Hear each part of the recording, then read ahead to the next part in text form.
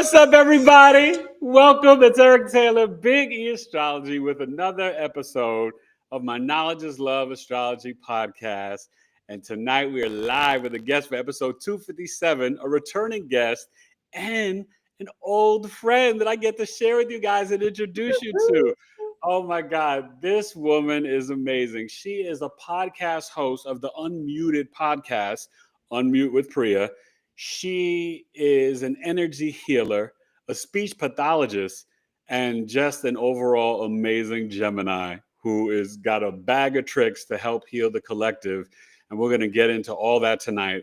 I present and welcome to the show, Miss Priya Sudarsanam. Thank you. How are you, my friend? Oh my gosh, it's my first live, and I'm just so excited. I'm just so excited to be talking with you because we just flow together and just keep.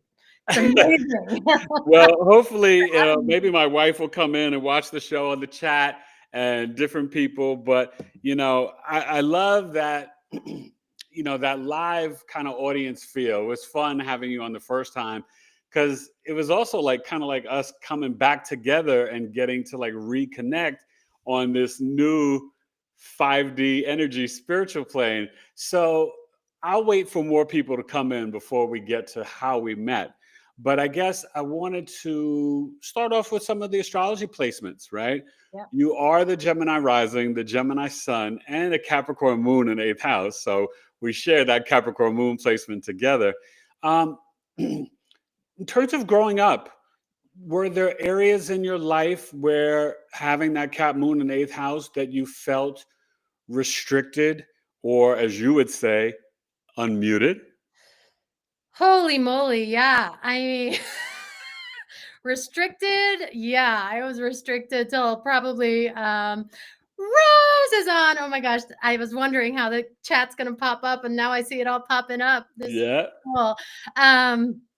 So yeah, I mean, just culturally, and I think ancestrally, I think I was carrying on a lineage goes back probably, I don't know how far, but it was just, I had a role. I had to behave a certain way. I was in a box. And I'd say I broke out of that box in the last 5 years. It was just this, especially around 2019 or so, it was this whole process of literally breaking out of the box. But I would say I felt super restricted up until just even a few years ago. Were your parents very strict?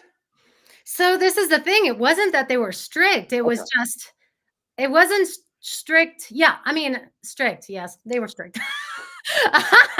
Well, are you trying to say that maybe it was more because of the Indian culture that they were strict? There was just expectations. It wasn't, there was just things that I knew I couldn't do because I was an Indian girl, and Indians don't do that kind of thing. That's kind of how I was raised.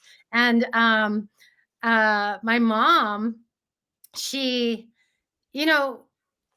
was only coming from what she was raised with. I mean, the lineage and just how you have to just train. I mean, I want to say train your kids to be a certain way. So I was in that, luckily I'm years later and I'm not even resentful about it because I understand it from that perspective. I understand ancestral patterns. I understand, man, you're talking past lives, all of that. But it was super restrictive. Even just hanging out with my cousin, who's my best friend, was, there were rules around that. There was secrecy. We always had to, the things that we got in trouble for were so minor. Like we weren't going out and drinking. We were staying on the phone at 10 o'clock at night because we wanted to talk about Def Leppard. Like, come on. Who doesn't want to talk about freaking Def Leppard? So wait, tell everybody, because you were born overseas and then moved to America. So give us a timeline. You were born in Scotland, correct? Yep. So I was born in Scotland. I'm going to go back with my parents' timeline, actually, because it's interesting. It's all makes sense. My dad and mom got, my dad went to school in India. And then he was, I think, 8 brothers and sisters. And my grandfather was basically like, okay, you're going to be a doctor. You're going to be an engineer. You're going to be an accountant, blah, blah, blah. And I'm going to send you here. So everybody got, did their undergrad in India, and then he sent people off to do their grad school. So my dad was sent to Scotland, Glasgow, and it was super.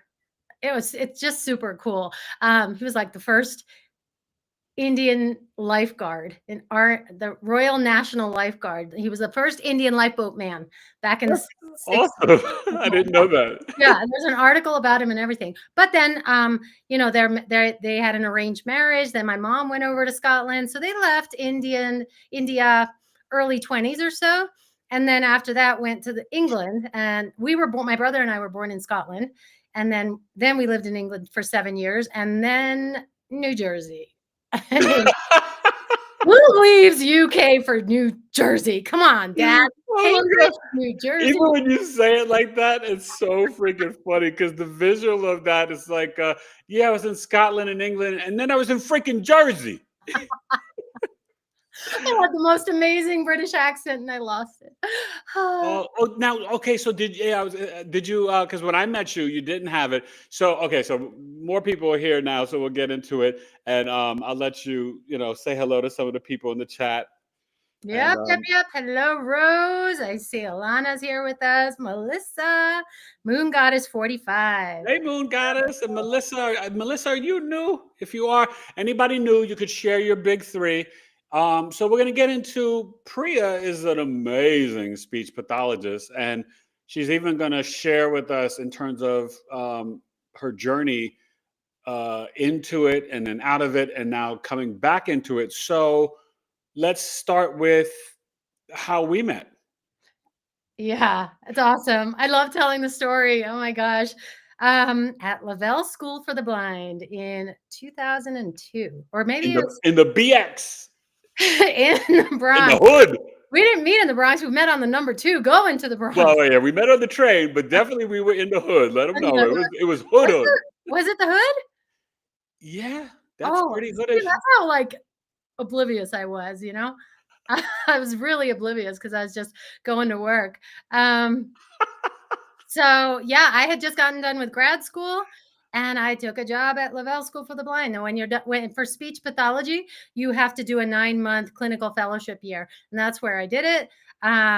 Met Eric. I was in the same classroom. I was seeing the kids in the classroom that he was working in, and it was just immediate connection, right? I mean, we just had fun, and we saw the children from a perspective that I think no others didn't see that, Definitely, yeah. I'm so not awake at that time, No, but tell them the myriad of disabilities that we dealt with, and then you can go into our one of our favorite, special kids. Yeah. So it was blind and multiply handicapped. Most of the children had, blind, but some of them did have vision, right? So varying levels of vision, autism, and then MR, cerebral palsy. all Down syndrome, Tourette's syndrome. Yeah. It was like for coming out of grad school and being in that school, it was like you will learn, and you will learn quickly. And but seriously, like, were you shocked at all, or was it like kind of were you prepared for that population? The thing is, I've always worked with special ed, and like the severity didn't scare me. I think neurotypical adults scared me. The adults were the challenge. The children were not the challenge. They were the best, exactly. I stand in a room of 500 children, and I will light up the room. Put me in front of 500 adults, and I'm a blabbering mess, So it was just because my first experience, and I didn't even realize it. So we had a neighbor growing up in New Jersey, and she was the same age as me. She had cerebral palsy, and I babysat her from 11 on. And I was putting her to bed. I didn't think anything of it, but I was doing it that early. I was 11. We had a graphic design class in school, and I made business cards, Priya, babysitter, and I was giving it out. Are you kidding? I've been an entrepreneur since I was 11. Yeah. I love that. Well, listen, it's so funny. That is definitely that Capricorn moon, and especially in the 8th house, you were like, I'm about this paper. So it didn't even dawn on me that we're the same age. I did it. came second nature. It was just, I was doing it. So when I would work with, my camps that I worked at during college, or, they were all multiply handicapped, school for autism. And it just, that felt really normal to me. Right. Yeah. Wow. Yeah. So, So, okay, now get into Mr. Larry. oh, so that what the man who connected you and I was Larry Lambert. Amazing, amazing, amazing soul. He, oh my gosh. So when we met him, he was, he's autistic. He was blind from, I believe, a brain tumor. Yes. Yeah. And unfortunately, he ended up having the cancer came back years later, and he died after I left the school. But he they treated the autism. They said, and this is what, in 2002, like I said, and they said he's autistic. He can't be social. He's autistic. He can't play with other kids. He's autistic. He has to be isolated. And the teacher had him in a corner of the room, like facing the wall, and it was like, what? And me and you changed that. And yeah, I mean, I said no. He's coming at, like, he came on my caseload. I was actually scared of him. I had him the second year that I was there, because everybody would say, how he bit his thumb and out of aggression. And he had, I mean, his thumb was so chewed up because And Larry was a very slender but muscular young Jamaican boy who was super strong. yeah, he was Like, super strong, and he had abs of steel because he sat in his chair and he rocked. and he just Oh, rocked all day long. And I'm like, oh wow, that's some serious crunches. Because he he was didn't do like a slow like thing. It was like full fledged, like, and I was like, oh my gosh, like, So when I got him on my caseload, I was like, no, we're getting this kid to talk. And he, we took, both you and I, we took him out of his shell. We took yeah. him out of that corner. And he started talking. He started, saying what he needed. He was greeting everybody. He would come into the classroom and he'd say, "Good morning, Eric. Good morning, Miss Priya." And And you know then what was the best about him, Priya? And I want you guys in the audience to really like understand this. Um, so Larry, like Priya said, we had a myriad of disabilities, and some of the teachers and staff were afraid of some of the kids because, like I said, we were dealing. I would say probably what 85% of the kids were, uh, Black, African American, and Latino. In terms of the disabilities, and they, I mean, that was not the major population of the staff and teachers. And so I think some people were put off or scared by him because Larry was very strong, and then he would frequently kind of like spit or saliva would come out of his mouth. And when he had to go to the bathroom, he'd be like, pee pee, pee pee, pee pee, pee pee. And like if you didn't let him go immediately, like he would get up and go. And what's amazing, Larry was completely blind, you guys, didn't use a cane, never bumped into anything. mm-mm. I never saw him bump into anything, Priya, all the years I worked there and worked with him. And I would, always have to take him to the bathroom.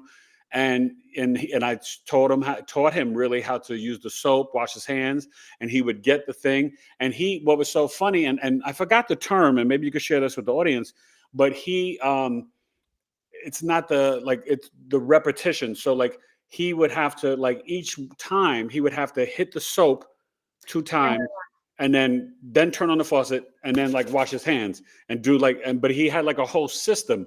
And if you tried to interrupt it, he would have to start all over again and then do it again. It was really fascinating. I learned so much. Is there a term for that, Priya? So I know that there's it. You can be autistic, and then I'm blanking on the word. Yeah. Um, like OCD tendencies, where Well, definitely had OCD tendencies. Yeah. so I think, and you're right. If you messed him up when he was doing that, either he would get so mad, Yep. or, which rightfully so, he had a routine. Don't Yeah. mess with it. Like, it's simple. Like, don't. I would love to see Larry's birth chart. Oh my God. Oh my gosh. That, Um, um, see, stuff like that would touch upon. So now tell everybody in terms of the speech pathology, um, well, you share. You kind of felt like you said you got burnt out a little, and then lead us into what you're doing now as you're Yeah, so I working mean, back. I was at Lavelle for a couple of years. Then I went to public school in Harlem. That's where I worked for 5 years more, Oh wow. I think. Yeah, until 2009. It's all a blur. It's so far back. It was in East Harlem, and that was I didn't really I talk about the journey and transformation and just understanding. I'm waking up. Like you said, I didn't even realize I was in the hood in Bronx. I thought it's like, oh, we're going to the Bronx. Like seriously. And then I'm going to Harlem, and I mean, I think that, people were probably low income, you know, free breakfast, I think Title I schools. But in Harlem, that was my first wake up. I started seeing it, and I started seeing the poverty. I started seeing how, and this was nothing they taught you in grad school. I started seeing how trauma and abuse and neglect were related to speech. They didn't teach that. They didn't. It's like, wait a second. And then I just started to get so affected by it because, I mean, it was my first experience. So I would go to work, and it's so freezing out, and the child doesn't have a jacket. The child didn't have pants, and it just ripped me out. Like, I just was going to bed at 6:30 every night, and I said, if I have to stay here for 5 years, I've got to do something about it. And I literally put myself in a wall. Now, years later, I know I put myself in an energetic wall, which, without realizing that's what I was doing, because I had to protect myself so I can keep doing the work. And I kept doing it, and I kept doing it. And probably around 2019 or so is when I started feeling the burnout. I moved to New Mexico for work, to work on the reservation, Navajo reservation schools, and lasted 3 years there. I was like, okay, different beast, same system. I can't do this. And then I worked for myself for a good 10 years. But it was that burnout, just one child at a time, going from house to house. Now, where I live in New Mexico is McKinley County. It is probably one of the most poverty-stricken counties in the country. Wow. And So it was like different poverty, but still poverty from New rural. Mexico compared to the Bronx and Harlem. Yeah, and then the thing that I could bring to it is I was working for myself. So I could use my own techniques. I didn't have to worry about anybody telling me, like, this isn't what you're supposed to be doing based on research. I'm like, screw your research. This is my research, And can I share with the audience, because we're going to get into what you're doing with speech and so much more now with adults, but you guys, I can honestly say, because I've worked there for 10 years and dealt with a lot of speech pathologists and all my coworkers and stuff like that. And we had OT, PT, mobility, all that. Priya was the best speech pathologist that I ever worked with, and always was thinking outside the box. And she has Uranus and Scorpio in her sixth house. That is the innovation at work in her daily routine. And Scorpio, transformation. So, like, I saw your Uranus and Scorpio in action every day, and it was brilliant. It was genius. And that's exactly how she used it and displayed it in helping the children, way separate from the textbooks that I'm sure you learned in grad school, and totally doing things that, like, your speech bosses and principals or whatever were like, well, that's not what we do. Like, Priya was a true vanguard with the kids, and we even both connected with another friend to go to the hospital right before Larry passed away. And this was after you had left the school, and then we saw each other again, and that was touching my heart, because, like, most teachers don't always go to the hospital for the students, and me, you, and another coworker, we just had to, because Larry touched our hearts that way. So, Yeah. yeah, I had to brag on you for a second right Thank there. you. I appreciate that. And you're right. I mean, for coming out here, I thought, let's try something new. And when I was working for, it's Bureau of Indian Education, so the government schools. So they're the reservation schools from back in the day. So those still exist. So where I am, you have the public schools, and then you have the federal schools. Is it mostly Navajo? Where I am, it's Navajo, and then you have Zuni as well. Zuni Okay, Pueblo. So and give us an insight because I've never been to like a reservation school.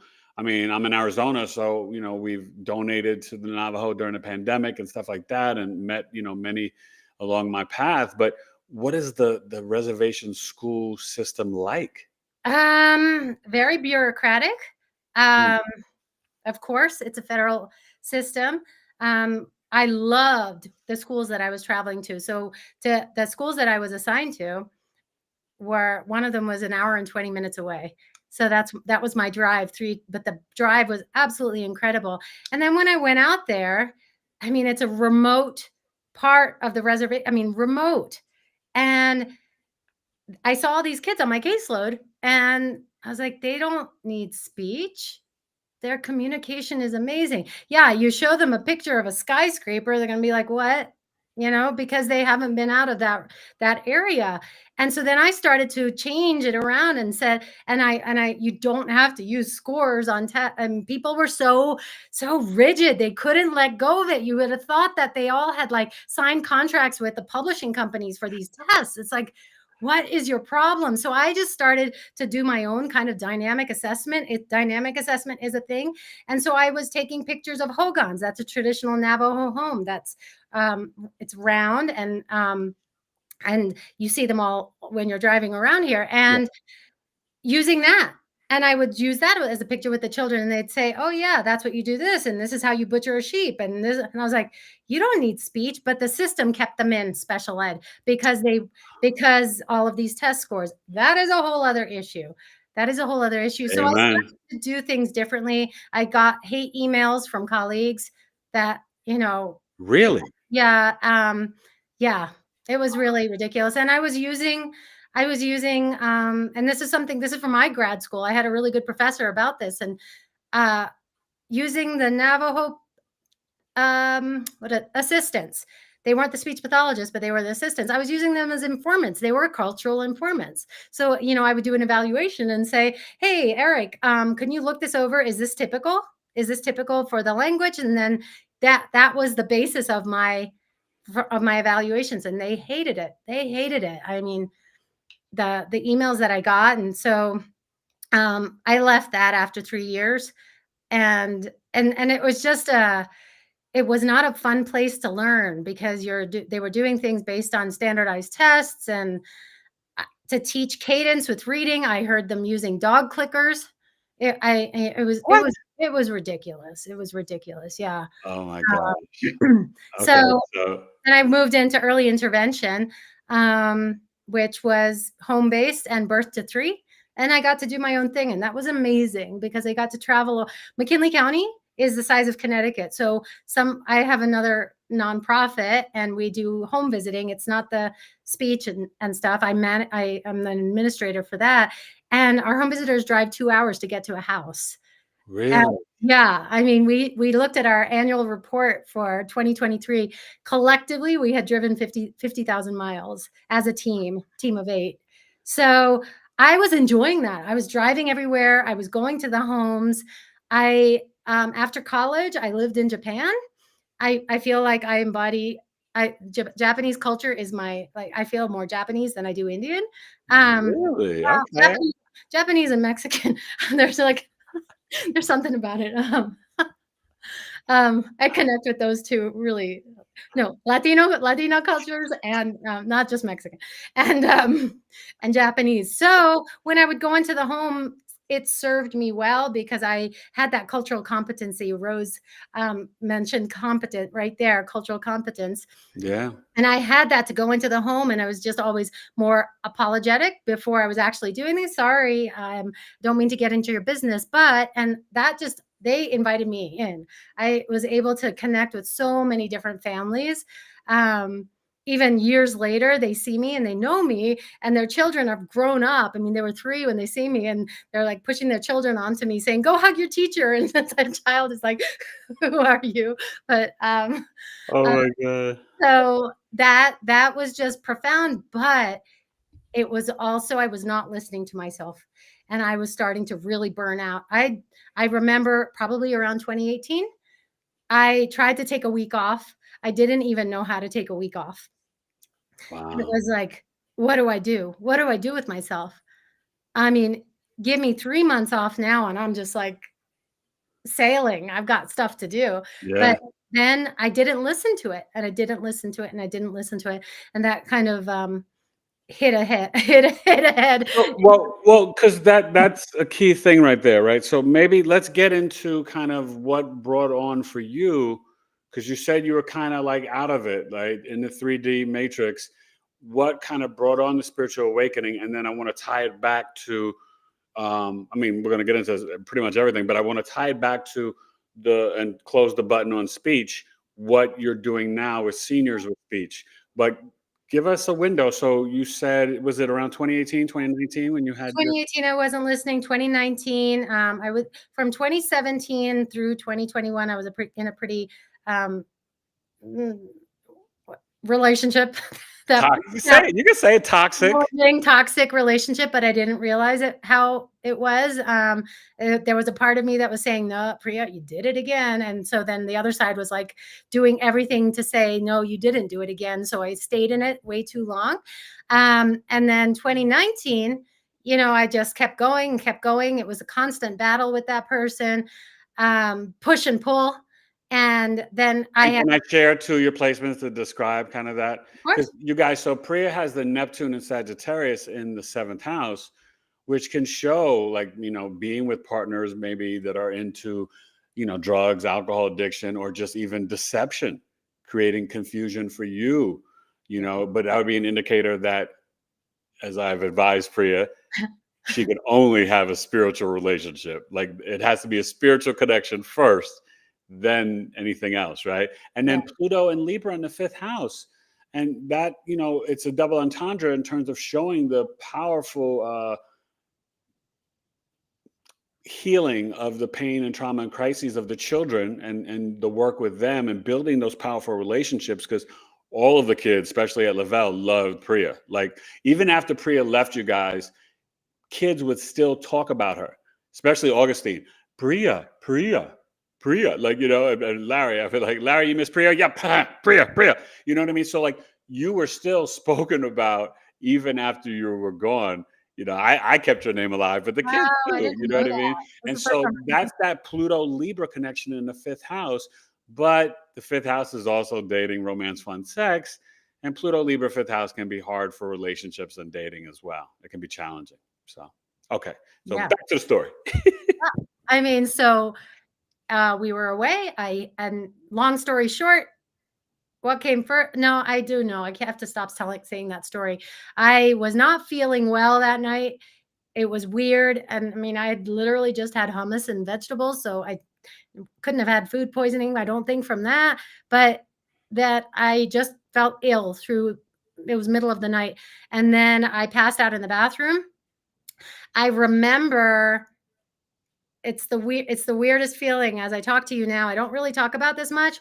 It was this spiraling out, and then I passed out. Of course, I couldn't. I mean, I hit my head on the side of the bathtub, Oof. and then I found my partner was standing over me trying to wake, and then when I came to, I spiraled back in, and it was that I didn't understand that feeling. It's more of a sensation. I can feel it right now. Can't really describe it, but it's the same kind of thing that I Well, had. he didn't take you to the hospital or anything. Well, like, I I didn't wanna go to the hospital okay, because okay, I was scared about, what my copay would be.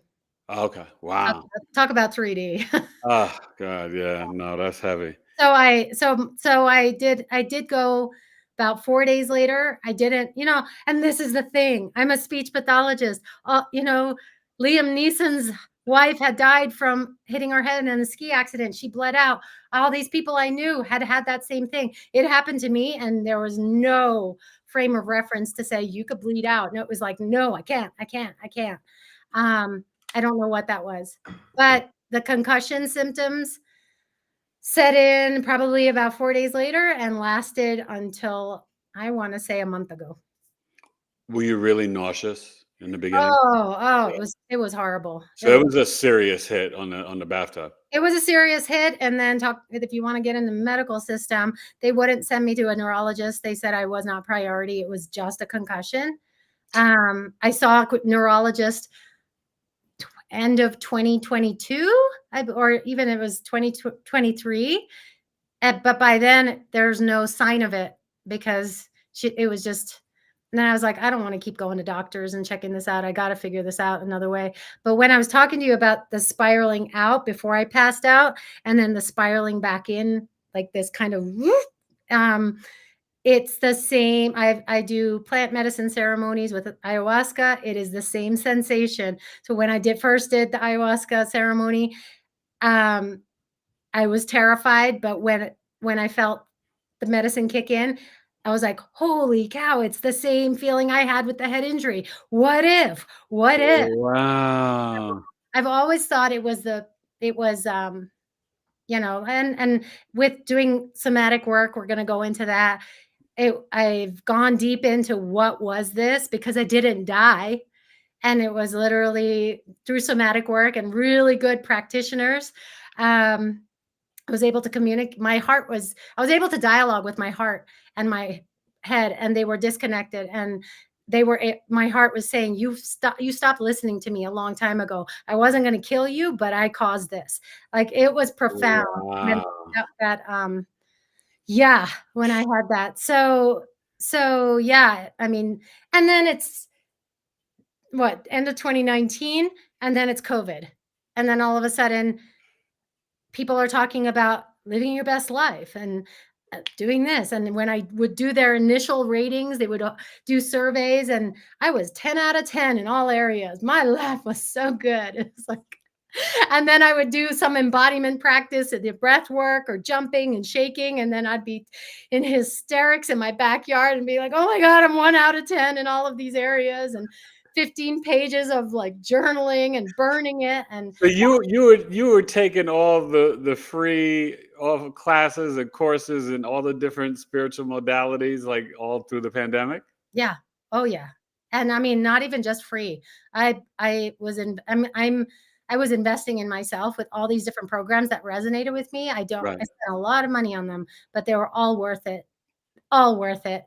Because I needed to learn, you know, Okay. You and it want was. to check on the chat real quick, see if any questions you guys have for Let's Priya see any questions. I've got or comments? Alana saying concussions are so tricky. The doctors so often know nothing. Yeah.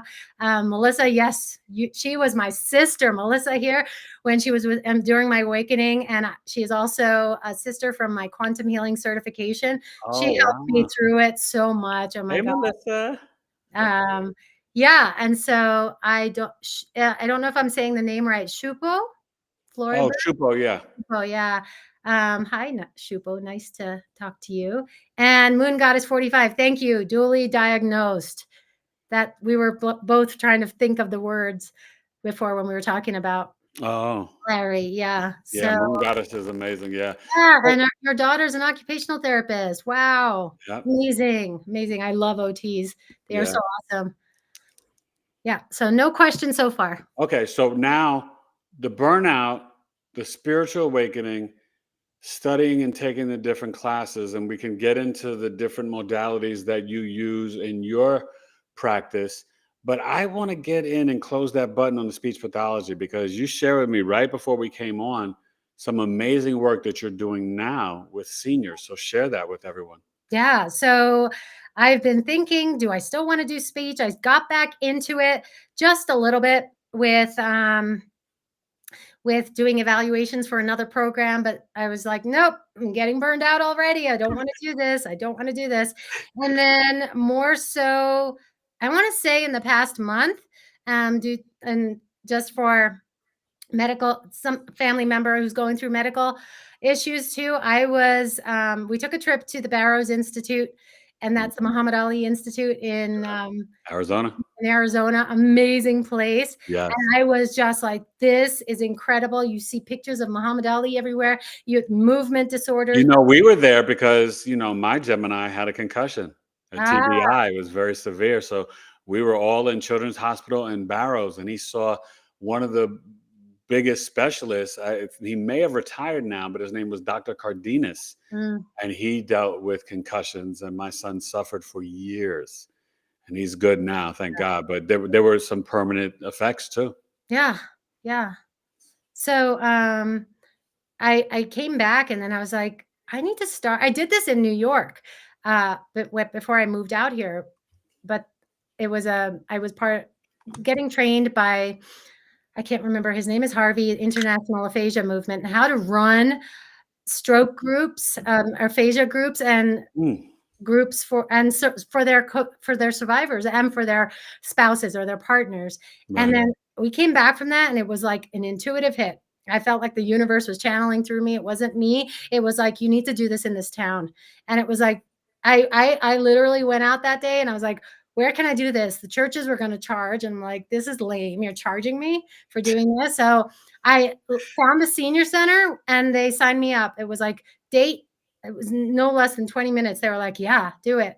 And I made a flyer, got it out to all the doctors and everything. And I have some people signed up, and it's going to be a free group that I'm going to do, probably host twice a month at the senior center.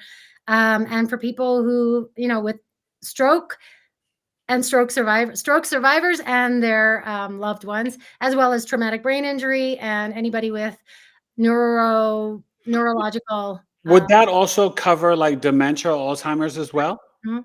Yep. Okay, Anything yeah. communication related. And the best part about this, why I'm so thrilled, when I did it before, I didn't have the awareness, clueless of the whole spiritual aspect of this. Oh, I yeah. had no clue what was in I had no clue. Oh my gosh. And so now it's a completely different ballgame, sitting in a group with people and actually giving energy to them so that they can heal, like actually get exercises that are going to create new neural pathways. And so I'm really, really excited by it. And talk about, validation and confirmation of what I was doing. The very next day after I set this up, I went to a store, and I ran into a friend. I worked with her in one of the schools, and she had had a stroke from stress. And she goes, Oh, I never got speech because of COVID. And I was like, by the way. And so she texted me, she's like, I'm coming. And oh it was just so, that's yeah, powerful. yeah, so That's powerful. God right there. That's Totally. wow, that just gave me chills. And it made me think, because I'm like, oh gosh, I wish I would have had you around when my mom was still alive, Mm. because the speech, that's the thing with dementia that people don't really understand. But like for my mother, had brain cancer and then surgery in '04, but wound up having a UTI and a couple of falls and got in a wheelchair permanently in 2013, passed in 2020. But as the years went on, the speech got, lesser and lesser, and then she started to whisper. Mm. Now, my wife, Alana, and I, we spoke, I said we spoke Cheryl, we could communicate with my mom, but, there were times where we couldn't figure out what she was saying. But I would realize, like, late at night when I was like tucking her in the bed, when it was quiet and no distractions, she would speak a little bit more clearer and comprehend well. And then when I gave her CBD, oh my God, she'd be more verbal. So Yeah, that was really powerful and profound too, yeah. because Amazing. that helps with the swelling in the brain Yeah. and There's so inflammation. many You different guys don't know that, yeah. So that's wow. I would love to see one of your groups and just the amazing work. So when you say like tying it into like even energy work and different exercises, give us an example. Like what insight or tips could you share? Because maybe somebody on here has got a mother or a grandmother or a grandparent or father that could have a stroke or dementia. What types of stretches or exercises or energy work could someone do practically, if they're a caregiver at home? Yeah, tapping EFT is an amazing way to wake up those neural pathways. I absolutely, I'll get to the questions in a second. Yeah. Um, I absolutely love tapping. There's just a series that you can go through to really help wake up those specific meridians, points. And where do you tap on? Like where? So the first one that you would do, let me think. Now you're putting me on the spot. Sorry. Having to pull from my brain textbook. So the initial one would be the karate chop, I believe. I might be getting the sequence wrong. Right. There's things that you say as well, but it doesn't necessarily you have to say it. You go right here between your eyebrows, on the side, under your eyes, under your nose, under your lower lip, your collarbone, your thymus, and then either side of like right under your armpit. And then you just kind of gauge how are you feeling. You keep doing it. You start with a 1 to 10 scale and actually do it based. The way that I learned it was more like emotional. It's emotional freedom technique. So what was I feeling? I was feeling anxiety. Maybe felt it on a scale of 1 to 10. I felt it at a 10. And I will go through that sequence and then see where was I. And I would want to get to at least like a 4 or 3. Yes, thank you, Rose. Rose is helping me with this. Tapping on the top of the head. Yeah, I'm totally blanking right now. It's like but that's powerful. And thank you, Rose. Yeah. And the other one is Brain Gym. That's another. So Brain Gym was started by a guy, and I'm blanking on his name. And they were going to diagnose him, put him in special ed, and his mom said absolutely not. So he did develop something, educational kinesiology, and you're doing cross-lateral movements. You're hooking up because when you're doing that cross-lateral movement, you're creating that cross-lateralization with your neural pathways, and that creates when you can create that cross-lateral connection, then you just don't know what's going to happen as far. And I used to do that with my kids with speech. We had a method to the madness. Like before we were starting with speech, we would always do Brain Gym. Start with water, and then I would go, and it would be a reset activity throughout the session. If it was an hour session, we would do it maybe 3 times throughout, and it just kept their focus and made them feel good. So those are a couple of the things I will have to get back to you because my first one is November 1st, and I'm just curious about what I'm going to do. There's no fear that I have to pull out the textbooks or I have to like review anything because I know what my intuition is now. And I know what like I'll be called to do and during that session. That's what feels really amazing. See, that's so fascinating. And I love because in a way, that's also how you are so dynamic by using Priya has Mercury and Gemini on the ascendant. And if you guys don't know, Mercury's in its planetary joy in the first house. So not only is she here to be a messenger, hence speech pathology, and we'll get to it soon, her Unmute with Priya, the name of her business and program, but she has the Unmuted podcast on YouTube. So you guys make sure in the description you go and like and follow and all that with Priya on Instagram and YouTube and support her channels. But your podcast is amazing. But I think that Mercury is so indicative to all that you do and continue to do and will do in the future, having the Sun and Mercury on the ascendant, but specifically, Mercury's at home in Gemini. And so it makes you very verbally gifted. Now, did you ever feel that you were not able to reach or communicate with a type of student or clients? Like I'm kind of curious, in terms of your placements in the chart. I'm kind of curious because the Neptune's opposing the Sun and Mercury. Were there ever times where you could I could communicate with the kids, but I can't talk to my boyfriend, or I can't talk to my sister, my brother, or I can't talk to my parent? Like, you know what I'm saying? Like that juxtaposed energy, like where I'm like so gifted verbally here, but then I can't find the words here. Yeah, and I'm still in hiding with my family. I don't think they know that I talk like that. They don't know. I had a coaching session the other day, and she's just like, "You're hiding, and then you're out. You're hiding, and you're out. Like, what is the worst that your family's going to see?" So yes, that was exactly the case. I could be a certain way with my friends. I could be free. I could be exactly how I wanted to be, and then I had to be a certain way with family. Boyfriends, forget about it. I didn't have a damn ass voice in those relationships. And if I did speak up, it always backfired on me. So And yeah. I got to tell you personally, for me, that's so different from who I know. You know what I mean? Like I could never see you like muted. I couldn't imagine you being muted in a relationship, but you know what I mean? Yeah. I was always, so this is with, like I said, I was free to communicate with all the other and all the other dynamics. Yeah. For the most part, authority figures I had a hard time with. There was fear around them and speaking Mm, up with them. But like administrators and stuff like that. right. And then with the boyfriends, it was, they would shut down my voice. I would have something to say, and it was just like, you can't shut me down. So guess what? You're getting a 6-page letter. That's what they got. It's a great. Let's like, I love that. Oh my like god. it was like I had to get this out. You can't shut my voice down. It's like I don't care whether they read it or not. I think they read it. But it was That's great. yeah, never had a voice there. As far as authority figures, if they always tried to stifle me. So when the administrators in Harlem, man, I remember they called me into an office and reamed me out, screaming at me. I mean, I had to get my union rep there, and I was like, "What happened?" Just because I spoke up. Wow. Yeah, yeah.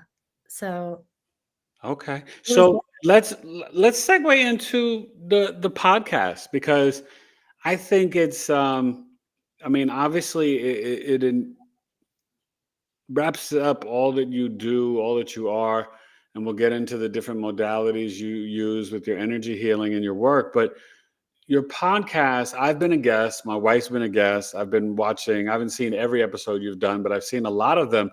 And one thing that I love, and this is where for me is the astrology, professional astrologer, but the astrology nerd, it's like, because I know you, I see your placements in action. Like I mentioned the Uranus and Scorpio before, but on the podcast and how you are in the interviews, it feels like it's free flowing, but you so perfectly and like gently guide your guests to really tap into when and how and where they were muted in their lives. So share with everybody the intention and everything about the podcast. Yeah, I just I want to say 6 months ago, I was like, I got to start a YouTube channel and unmute with Priya. It was, I don't know, just started getting catchy. It's my Instagram handle too. And then I was thinking, what do I want this podcast to be about? And it's just really conversations with people of how they've felt muted in their life. Now, not necessarily verbally, because I do have an interview there with Missy that she was very verbal. You had to be verbal in her family, but muted in a different way. And then what the things that they've taken, the steps that they've taken to unmute, and whatever that means to them. So coming into themselves and coming into, everybody in a larger picture is talking about coming into alignment. But what it is how did you come back home to yourself? How did you come back to being you? Like, what did you do? And the great thing about that podcast is I never know where it's going to go. It's unplanned. We just get on a call and we just have a conversation similar to what we're doing now.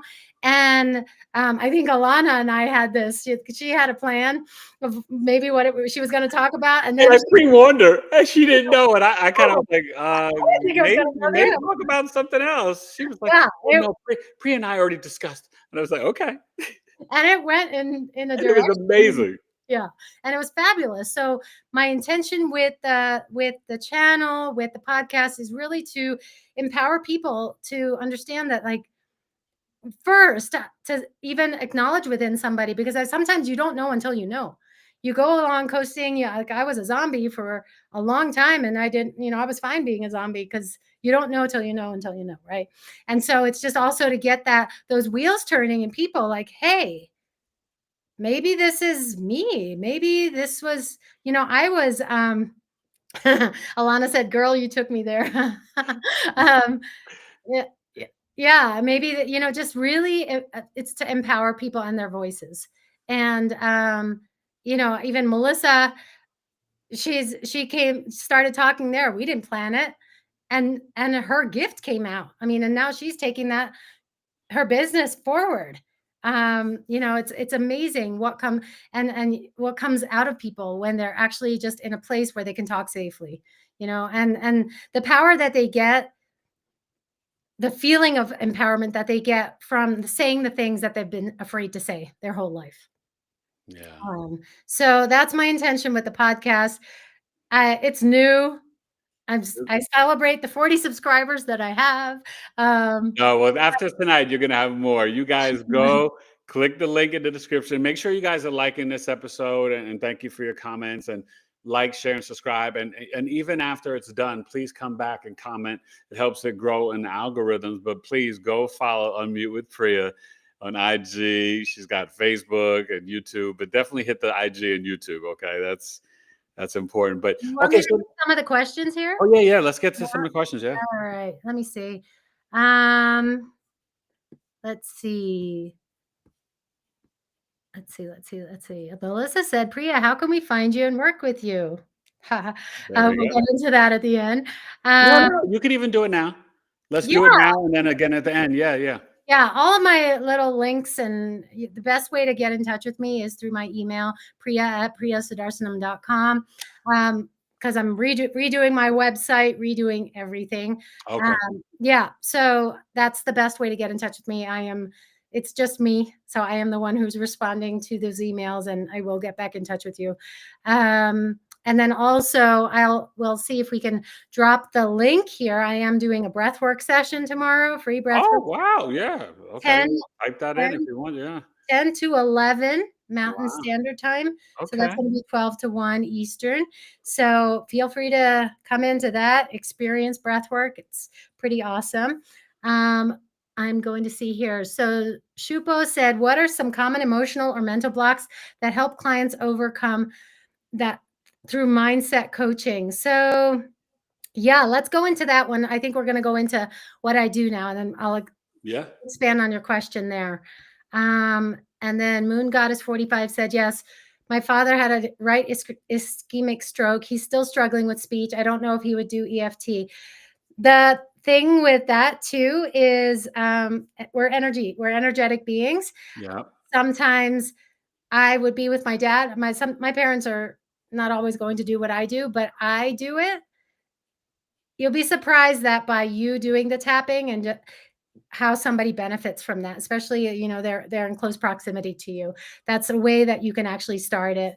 And I would give your dad some crystals and also sound bowls or different sound frequencies of music and tones. It's been really great. And a lot of studies and research are showing it, right? It helps plants grow. It can help heal, brain stuff and even tumors in the body, or even if you can take them out and have them by a tree or in the forest baths, all that stuff can help dad out, Moon Goddess. Yeah. And, I have different, the sound. Yeah, I have different frequency machines. I have something called a Healy. I have a mini Rife machine. Those are all great. But if you don't have access to that, a sound bowl, playing a sound bowl on someone is actually really powerful because you're getting that frequency and vibration directly. But connect with me. I'd love to talk with you. Reach out to me, and then we can explore what other things you can try with your father. That was it so far. That's awesome. Thank you, guys. Yeah. So now all the magical gifts that you have and developed, share with the audience, what type of modalities do you use and the work that you do? Yeah. So like that whole period after 2020 of deep learning, those 3 years of deep learning, I was, somebody could say, oh, quantum healing. It was like, oh, I got to learn it. And it wasn't just enough to have my own session. It was like, I don't know what this is. I need to get certified in it. And so, like I said, that's how I met Melissa here. And so in that period of deep learning, I learned how to read Akashic Records, a quantum healing, somatic therapy, and sound healing, breath work. I mean, all of that. And those are just the modalities. But what I essentially do, because I was there, is how to shift somebody from overwhelm, stress, anxiety, depression. I didn't know I was in all 4 of those until I was there, So, Wow. yeah, I mean, it's only in retrospect that I can say, wow, I was in overwhelm, ridiculous amount of stress, anxiety, but especially because I had a chronic stomach ache, but I didn't realize, and I've had a chronic stomach ache since I was a kid. I Wow. didn't realize that was my anxiety, like anxiety of doing new things, anxiety because I thought I had offended someone, anxiety because the boyfriend was acting differently with me. Did I do something wrong? It was constantly, I was in this spiral. It was a ridiculous spiral. And I would have a couple of days of reprieve and I'd be like, okay, good. And then boom, something else would happen. And I was back in that spiral. And I didn't know how to get myself out of it until just really I started putting all these modalities together. Mm. And fast forward, and I'll go deeper into that. It's yes, quantum flow, and that's movement and breath as well. But what those did, what all of those modalities did is really put me into my body. It got rid of the noise. It got rid of all the different kinds of noise, my own noise, the spiral. It got rid of what is this person going to think if I say this, because I'm saying things from an authentic place now. So I don't really care what this Exactly. person's So going to you stop the self-doubt and being overly self-critical. I stopped the self-doubt. I stopped the negative self-talk, as you Yeah. said. I and what all of those modalities do really from a somatic perspective. And when I talk about somatic and energetic perspective, there's a great book, Body Keeps the Score. I always talk about that one. All of our life experiences create energy within our body. Now, some are going to be neutral. It's just energy within our body. Some have that bomb attached to it and it's ready to go any minute. So you're walking around, it's a good week, everything happens, then there's an interaction, boom, triggered. And it's like that that that That's is deep. what I do, is really to help diffuse that. Now, I would say that because Rose here is a psychologist, she is an amazing psychologist. The work that I do is a complement to the talk therapy. It's the energetic perspective of healing all of those things and also dialoguing with your body. So it's an amazing, amazing process. And I think I told you that when I had that session, I had a dialogue with my heart. I was in this hypnotic state and my heart was talking to me. And it just felt like it was like 2 parts. Meanwhile, like it was this whole experience that was out of body, and I was able to understand the brain injury from that perspective. Wow. And so when you do this kind of healing work, it really gets to the root of what's causing those triggers. And the great part about it is it diffuses them, and it diffuses them once and for all. Let me So let me ask you a quick question though, because you referenced the stomach. mhm, Now, was it stress and anxiety, or were you actually having stomach and digestive issues? I've had both, Both. Okay. but I think I've always been an anxious kid. Well, but you could see that with the moon in eighth house in Capricorn, because the moon is our body and our health, but also the sixth house is digestion. So having Uranus and Scorpio there, it could affect all of that, even getting into colon, ovaries, and just just like unexpected stress or unexpected events, or like random, just like boom, like all of a sudden, like, oh my god, like my stomach's hurting, like, so those are two placements that could really sum those energies up for you. And wait a minute, listen, Rose and Melissa, you guys aren't gonna get off scot-free. These are Priya's friends. Do you guys know your big three, or share your at least your sun sign? If you know your sun, moon, rising, share that in the chat. Rose So said she was a double Gemini earlier. I who's did the not double know Gemini? that. Rose said that. Rose. Okay, No, Rose. she's a Gemini rising. Sorry. Gemini rising, like Priya. Okay, Yeah, yeah, my oldest son's a yeah, Gemini rising. Okay, so that's definitely good for psychology work, Rose.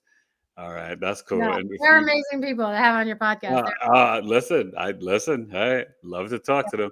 Yeah. But and does Melissa know her sun, moon, rising, or no? I don't know. I'll wait to Okay. see what she says here. All right. Well, if Yeah. you do know Melissa, if you don't know Melissa, then you need to reach out to BigEAstrology.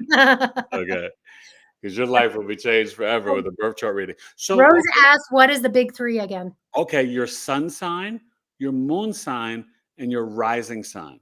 They're the three prongs in the birth chart that represent your personality. The rising sign is the first house ascendant. That's connected to the time of your birth. Your sun would be like, oh, September, 8th, Virgo, or you're Gemini, June 1st, right? And then the moon, that would be on the time of your birth and the day of your birth. The moon switches signs and houses every 60 hours, 2.5 days. So Priya and I, when we were born, the moon was in Capricorn. So we're both Capricorn moons. So Which she's a Taurus in the second decanate. Deacon? With Gemini rising, and then she thinks her moon is in Pisces. Melissa is a Gemini sun. Got all these Geminis. Wow, this is the Mercury night because I'm a Virgo, so the Geminis and the Virgo, there we go. I love it. Okay, and I forgot Moon Supo. I don't know if your place. I forgot you said maybe your placement last time you were on, and Moon Goddess. I remember, but then I forgot. I felt like you were a Scorpio rising like me, but I don't remember the sun sign. Maybe Cancer Moon Goddess. I can't remember. That's really fascinating. I could talk about astrology all day. So now, get back into the somatic work. What does that really mean? So you get to the energy. You tap into the energy of where that experience or whatever's coming up for you or whatever that trigger is. Somebody might not even be aware of what's going on. They come to me for a session. They just say, I feel off. Yeah. Like something feels off and I'm just not happy and I don't know what it is. And we go digging and discovering. But the great part so breath work, as well as the somatic healing, is a great way to actually just move the energy yourself. Yeah. And it's empowering because the person actually moves the energy. Now, I can speak from my own experience that I didn't realize the power of it until about 7 or 8 months ago. I was in my breathwork certification program. We were doing a group breathwork session, and something weird, like it was like, I feel weird right now. And I was just lying there doing the breath pattern. Right. And the trauma came to the surface. The incident was clear as day. It was something that I had blocked.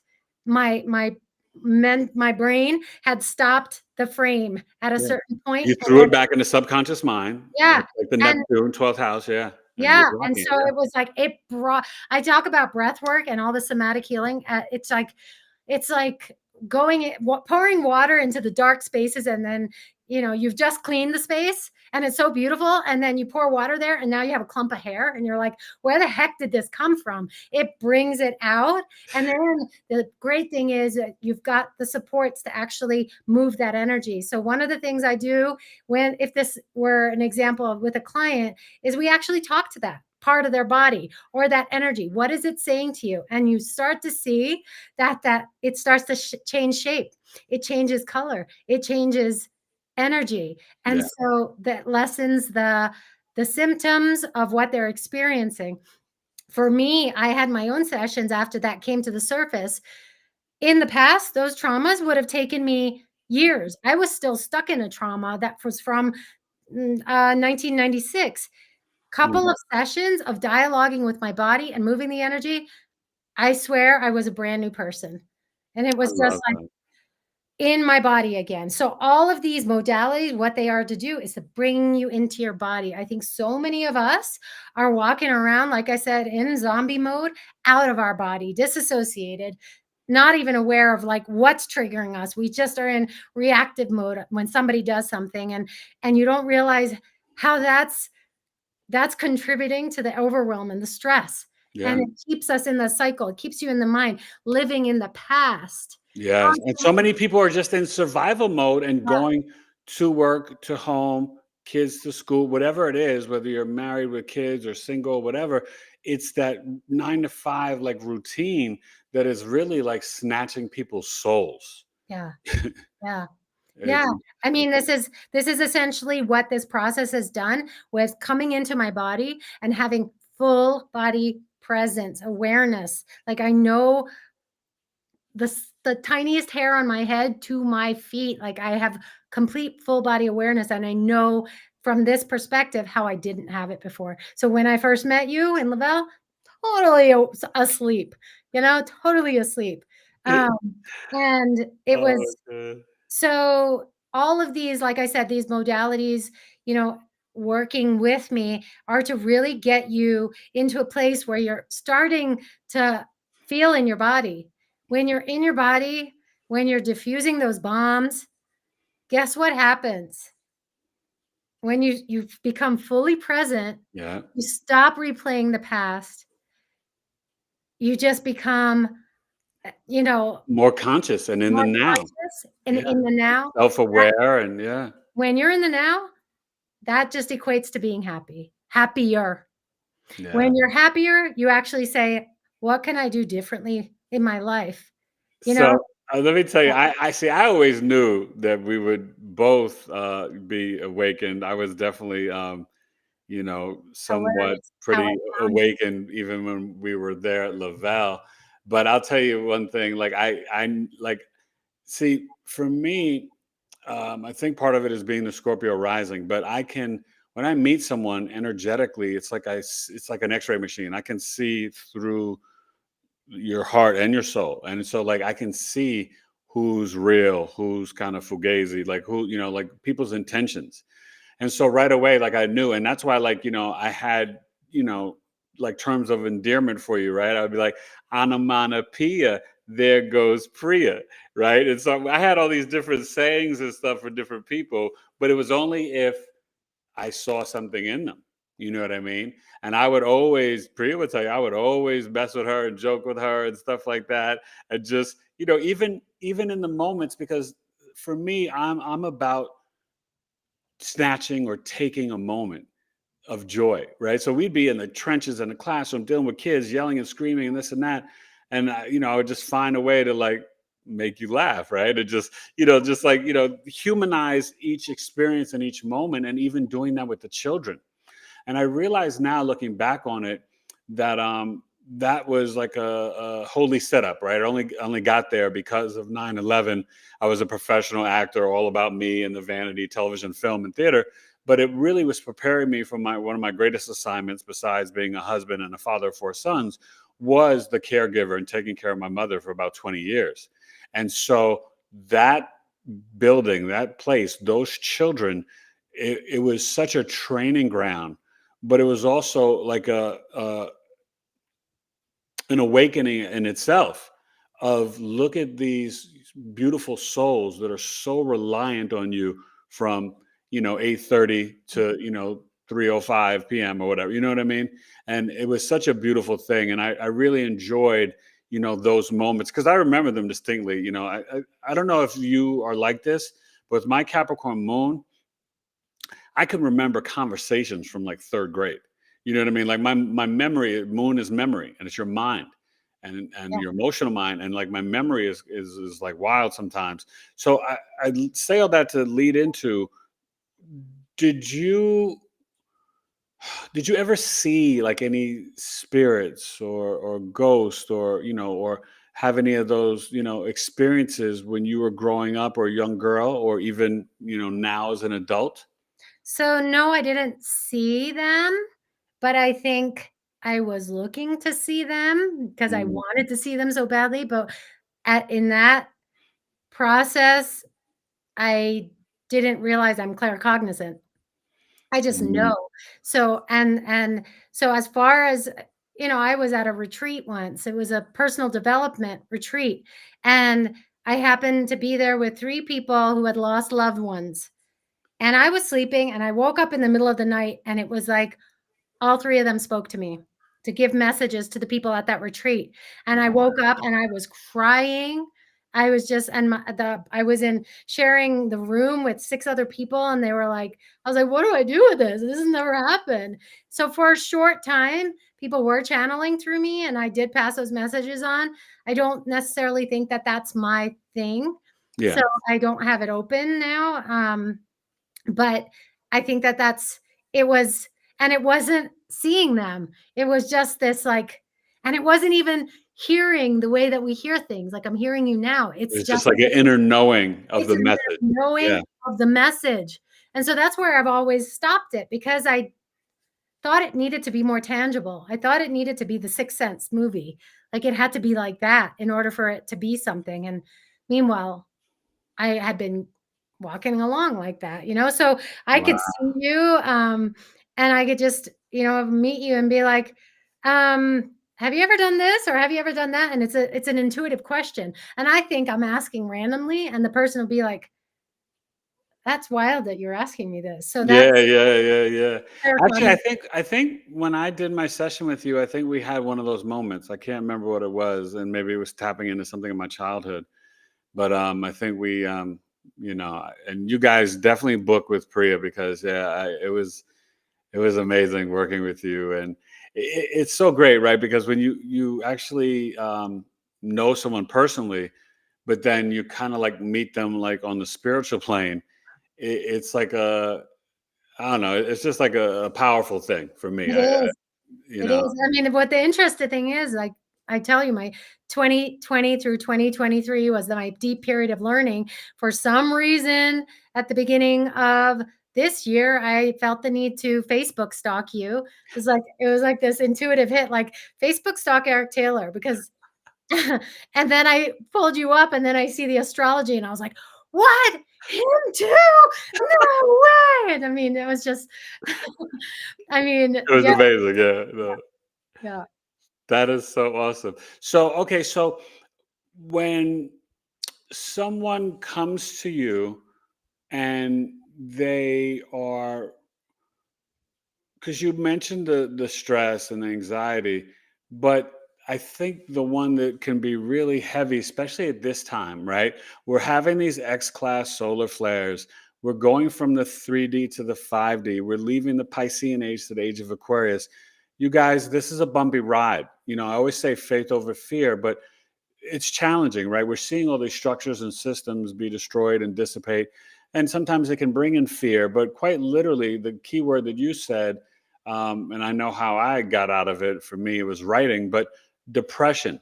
So, how do you specifically work with that one? Because I think that can be a little heavier than the anxiety and stress Yeah, and feeling off. yeah. Depression can be quite a thick one to slap through or knife through. So share, how you kind of help people with that. Definitely. And like I said, this is a complement, not a replacement for traditional talk therapy. So Yeah. um that and definitely that system of mental health support. The way that I address depression is more from the energetic perspective. So let's say you were coming to me talking about your depression. We're going to the roots. Now I might pull some of my tools and say, hey, and I'm just using this as an example. What happened around age 2? Like, let's go back to that. And we do time travel during the sessions. We might do some inner child healing during the sessions. We might be you know pulling out some energetic stuff that might be within you, digging and discovering. So it's a whole journey of exploring. And I like to say and really emphasize that I'm not doing anything to you.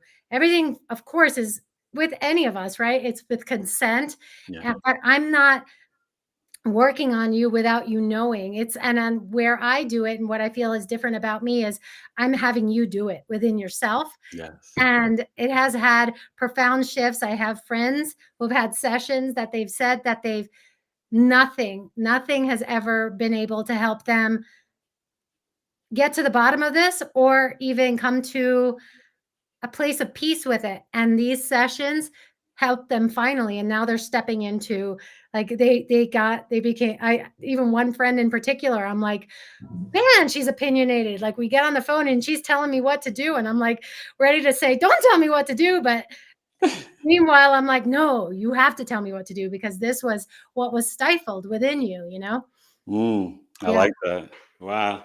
Yeah. Uh, That's that's so powerful. Go ahead. What were you? oh no, I'm just looking. Rose, Yeah, I'm gonna the say read some more psychologist, comments. said supplemental work can really help a client break free, loosen the stuck places in psychotherapy. So yeah, we're a complement to each other. Oh, definitely. And I think that, whether it's, sort of clinical Western stuff, Eastern stuff, every human is different, you guys. And I think there's a myriad of modalities and tools and counseling and therapy, um, because everybody has different needs, and then everybody connects with different people in different ways. And so the key is having that open heart, right? And once you can really open up that heart chakra, and some people have to learn this, right? Mhm. Learn how to love yourself and forgive others. I mean, you start opening up doors and then doors, and it can be such a powerful journey of healing and spiritual awakening. But I encourage all of you guys, right? Right now, Saturn is in Pisces till February 2026, along with Neptune. We've got to have healthy boundaries. We've got to have compassion, empathy, grace, and mercy for ourselves and then others. But we also have to have healthy boundaries. No one has the right, parent, husband, wife, kids, neighbor, sibling, to, hate on you or speak negatively about you to you. You have every right to say, hey, stop. I don't want to talk. I got to go, hang up the phone, or just, remove yourself from their presence. And that's okay. Like, you have every right. Don't feel guilty, because I think sometimes, because of blood or because of this or because of that, we can stay in these places where it can lead us to stress, anxiety, and depression, because we're Mhm. being mentally, emotionally, physically, or spiritually or verbally abused. And that's never okay. So always be empowered to live and speak and exist in your truth, you know? It's so also I want to share, because when you said that, it made me realize I forgot you have Chiron the wounded healer, I believe, in Taurus in the 12th house. And it deals with your own emotional, physical, spiritual wounds, but it's also this energy where we can be pretty dynamic healers. And I feel like that's something that you do, and it's quite literally unmuting with Priya, like in the spiritual realm, because Taurus rules the throat chakra, right? It's our voice. So I think that that's really powerful, because you are quite literally helping people to find that voice and to Yeah. really unmute. I mean, So I just never understood when I would work with a child and they weren't speaking, but they would start speaking, and they would maybe say their first words, and I'm with the parent and they're like, they've never said that before. And then it was one after child, and then hundreds of children. But I never thought anything of it about me that was healing work, because I was so disconnected from it, and associating it with, well, this is my grad school education. This is what this career is, but now, see, now, and that's it. Your chart shows that this is who your soul chose to be. yeah. You were born to do this. Chiron in the 12th, Uranus in the 6th, Sun and Mercury in Gemini in the first house. You are here to be a communicator, to be a messenger, and to inspire, lead, assist, and help others to unmute and communicate. So it's And just, I really wanna help others feel the joy that I feel. I never a yeah. per being a person that was as resentful and angry, constantly playing the past, living in the past, in a Mm, spiral of thoughts, um, so disconnected, and I was creating that in my life.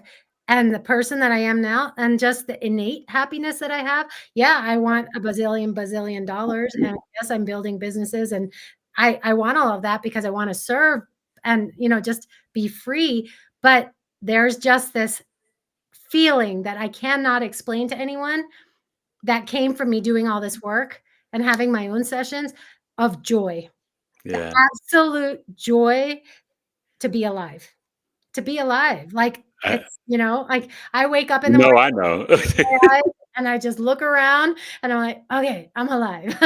Um, yeah, so That's it beautiful. And I love how you said that, because I think for me, right, almost literally almost dying, being in coma for 40 days, just a few days ago, 3 years ago on October 16th, right, I awakened from being in coma for 40 days and almost losing my life and in the hospital for 85 days. And so, that joy, that gratitude, that love, that authenticity, the four highest frequencies, for me, it was the appreciation, gratitude, and joy in hearing my children's voices, my wife.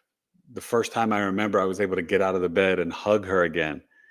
Oh my God. And then it took to day 72 for me to feel the sun on my body and physically get to see and hug and touch my boys and feel the fear come out of their bodies. So joy for everything, right? Nature and tree. And I wanted to ask you with that, how much do you love and then recommend to the collective? I think about your Capricorn moon in 8th house, communing and connecting in nature with the grass, the soil, the trees. Oh my gosh, I walk around barefoot all the time, just even in the winter.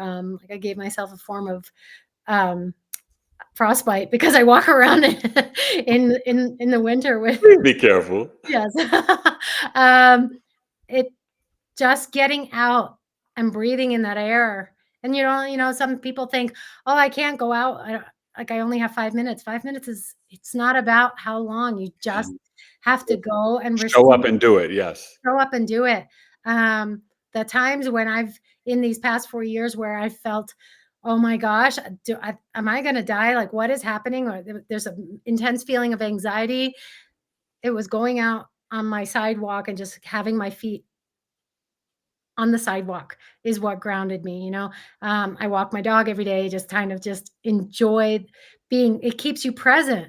Yes. There's nothing other than, that keeps you present. Being in nature is just, other than being here and the rattlesnakes that I saw during the summer, that doesn't keep you present. But I mean, I guess it does because, but still. Oh my God. Snakes are a whole other topic. Is there something in my chart about snakes and being scared of snakes? No, but you just said the key thing about going outside barefoot, because you have Pisces and that rules the feet in the 10th house, which is out in public. Oh, So that was actually really, really kind of literal when you said that. It made me crack up. That's pretty awesome. So before we wrap up and go, let's read any last questions or comments in the chat, and then I want you to share with everybody again how they can not just follow you on IG and YouTube, but to even book sessions with you, and even that process, because you do a lot of work over the internet, and it works just great. Priya worked with me over Zoom, you guys, and wow, it was magical and powerful. But so go ahead. You want to check the chat and then so the only everything again with the people. Yeah, I saw that came through was from Shupo, and Alana answered it. She's asking, what was it? What are the Akashic Records, and how can a reading from Priya help someone gain clarity in life? So when there's so many. I mean, that's endless. The Hall of Records. Yeah. So when it's like the Book of Life in the Bible. Book of Life, yeah. And you can go in there, pull up specific records if you're looking for, like, what am I here to do? You can pull up specific records that will actually play it out. For me, I see it almost like a little movie screen that plays out like this. And then the more I step back, I can see it, and we read it together. And it may not be you in the gender that you're in. It may be a completely past lives, right? And your galactic life. And your galactic life. So it's just, it gives you perspective on what you're here to do, why certain things might be happening. I know that with some of the readings that I've done, they've been in regards to the person and a relationship. And so we'll go in and pull up the record and read it and see why that dynamic might be happening. And some of those records can have karma attached to them, and that might be why a pattern keeps showing up in your life. I've cleared mine with men, hopefully. Spiritual connection. That's all the clarity you need. We have to go through your screening before I into any before. Yeah. Big brother Eric is on watch now. Eric, I'm sorry, you need to meet with Eric first before I read it. And then really see, like, what may have happened in those past lives that caused it. Now, sometimes, let's say for myself, and I can use myself as an example. I went in because my partner was being a certain way to me and aggressive and just not nice. But when I went into the record, I was actually the one being the aggressor towards him. I was being really abusive and mean, I was able to read the record, diffuse the energy around it, and see what change was created as a result. What was that in a past life? That Yes, you the were like past life. that? Yes. Okay, So okay. sometimes I'm reading lives, and it's the person, it could be in the 60s, and the person is maybe 40. So it's like very recent past life. Oh, yeah. Sometimes we're going back to the 1700s. Sometimes we're going back even further. I mean, it's Right. an amazing journey. It's fascinating to just get that insight and ask questions. And the more questions, when we do those kind of readings, the more questions you come with, the more the picture starts to play out. So yeah, it's just a Yeah, fascinating. Supo, reach out. Priya's the real deal, man. Yeah. I don't see any other questions here. That's all right. Yeah, but that's all right. This has been so awesome and so much fun. Yeah. And just again, give the website and So like obviously, I said, everything is still in process yeah. with my website and getting it redesigned. They could always hit you up on IG as well too. And hit me up on IG, Unmute with Priya. And you can also email me. If you see my name up here right now, it's Priya at PriyaSudarsanam.com. And then, yeah, if you are interested in the breathwork session, I know that Alana said that she was having trouble dropping the link in here before. Just reach out to me, even today, and I can get you the link for you to register. Like I said, it will be tomorrow, Saturday, from 10 to 11 Mountain Standard Time Oh, for the breath work. for the breath work. Yeah. That's awesome. Yep. I really love that. And that's the thing, because I went to one of your what was it, a sound bowl thing? I think you came to a breathwork session, and I was training and doing a training and breathwork. Yeah, no, it was powerful. I just remember that, and I was like, wow. It was very transformative, and for me, super like healing. You know what I mean? And Yeah. I like those group I guess what do you call it, like group sessions? Yeah. They're amazing. Yeah. Because everybody brings it with the energy. They're transformative. Um, yeah. I don't see any other questions. I think that's it. Okay. Well, that's cool. Now, I gotta share some announcements and stuff. Listen, you guys, tomorrow, and it's a little bit before Priya's, but I've got coffee talk, 9 a.m. Pacific, 12 noon Eastern, 2 hours, $20, astrological coffee talk with Eric, and I am teaching a very powerful lesson. So even if you cannot make it live, you can receive the recording and the video. It is the transit of the Pisces North Node and Virgo South Node, which will set up the next eclipses for the next 18 months. It starts January 11th, 2025. And so I'm going to break down the energy. And at this time, the sun will be in Capricorn, January 11th, 2025, and the moon is actually in Gemini. And so it's going to be very powerful. So I'm going to break down the chart, but I'm going to break it down and give you the insight of how that transit will play out from the snapshot of the time when it ingresses out of Aries North Node we're in now. And, we just had this, Libra lunar eclipse on October 2nd, and then this Aries, super full moon just the 17th, right, yesterday. So this is going to start to set up the eclipses in February, March, and then again in August, September, and then on to 26 as well. So it's really powerful, important information. You really want to get it. If you can't come live, hey, it's worth the $20. You just email me. It shuts off tonight around midnight. It's Eric at BigEAstrology.com, and you can pay via, Cash App, which is $BigEAstro, or my PayPal, Tailored to You Coaching, my old business name, the number 2, letter U, Tailored to You Coaching at gmail.com.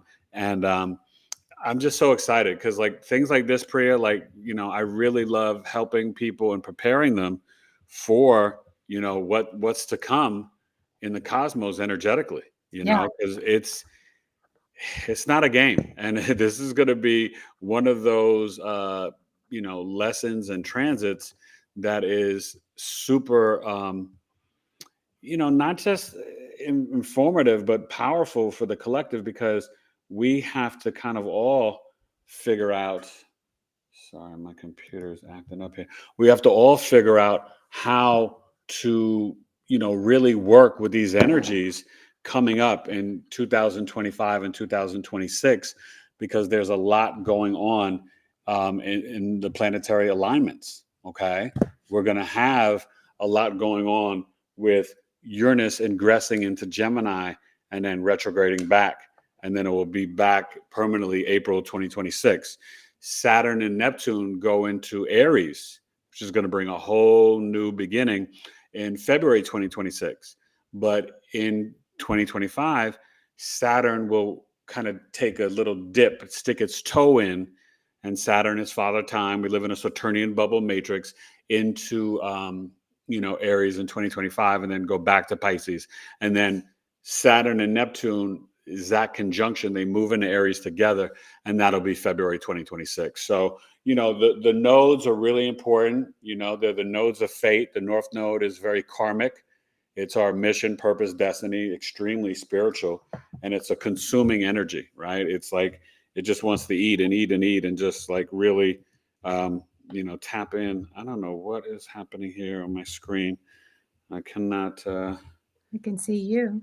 Yeah, no. I just, it just kind of messed up in terms of trying to end the show, but that's okay. I'll figure it out. But so that's the Pisces North Node, and the Virgo South Node. That's also known like when you talked about your parents, I was going to say the Vedic astrology, right?